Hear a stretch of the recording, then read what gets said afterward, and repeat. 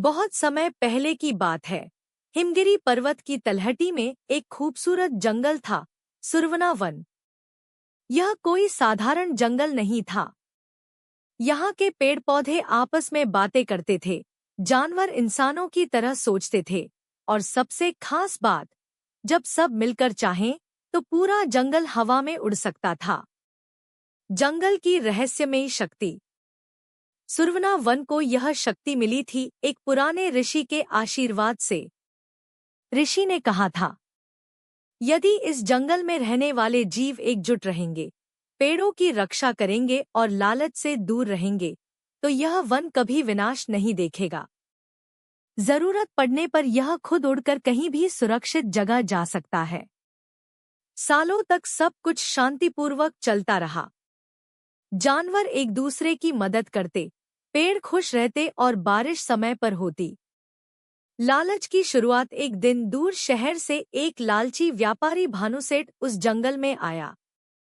उसने देखा कि जंगल में दुर्लभ औषधीय पौधे, कीमती लकड़ियां और सुगंधित फूल बहुतायत में हैं।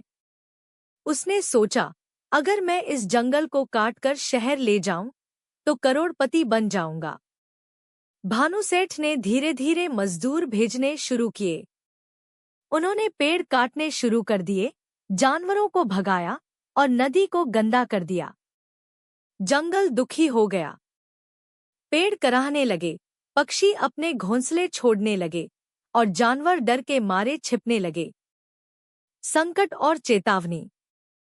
जंगल की आत्मा, एक चमकता हुआ नीला प्रकाश, अचानक आसमान में प्रकट हुआ और कहा, यदि तुम सब अब भी एक नहीं हुए, तो यह जंगल नष्ट हो जाएगा। लेकिन अगर एक बार फिर तुम साथ आए, तो हम उड़ सकते हैं, इस लालच से दूर। पर जानवरों के बीच डर था, पेड़ कमजोर हो गए थे और पक्षी थक चुके थे। एक हाथी की पुकार। तभी जंगल के सबसे बूढ़े हाथी गजराज ने सभा बुलाई। उसने कहा, हमारा जंगल सिर्फ पेड़ पौधे नहीं, यह हमारी माँ है। क्या हम अपनी माँ को यूं कटते देखेंगे? अगर हम साथ नहीं आए तो सब खत्म हो जाएगा। उसकी बातों ने सभी के दिल को छू लिया। तेंदुए ने शेर से दोस्ती की, बंदरों ने लकड़ियों से अलार्म बनाया, पक्षियों ने आकाश से निगरानी रखी। सभी ने मिलकर मजदूरों को डराया, मशीनों को खराब किया और जंगल की रक्षा शुरू की। चमत्कार, हवा में उड़ता जंगल। अगली सुबह, जैसे ही सूरज की पहली किरण पड़ी, एक चमत्कार हुआ। पेड़ों की जड़ें धीरे धीरे जमीन से ऊपर उठने लगी, फूलों से हवा महकने लगी और पूरा जंगल धीरे धीरे बादलों की ओर उड़ने लगा। नीचे भानुसेठ और उसके आदमी डर के मारे भाग खड़े हुए। उन्होंने कभी सपने में भी नहीं सोचा था कि जंगल उड़ सकता है। एक नई शुरुआत। सुरवना वन उड़कर एक नई जगह गया, एक शांत घाटी में, जहां कोई उसे नुकसान नहीं पहुंचा सकता था। अब भी कहा जाता है कि अगर आप हिमगिरी के ऊपर उड़ते हुए सफेद बादलों में देखो, तो आपको एक हरा भरा जंगल दिखेगा, हवा में तैरता हुआ, मुस्कुराता हुआ।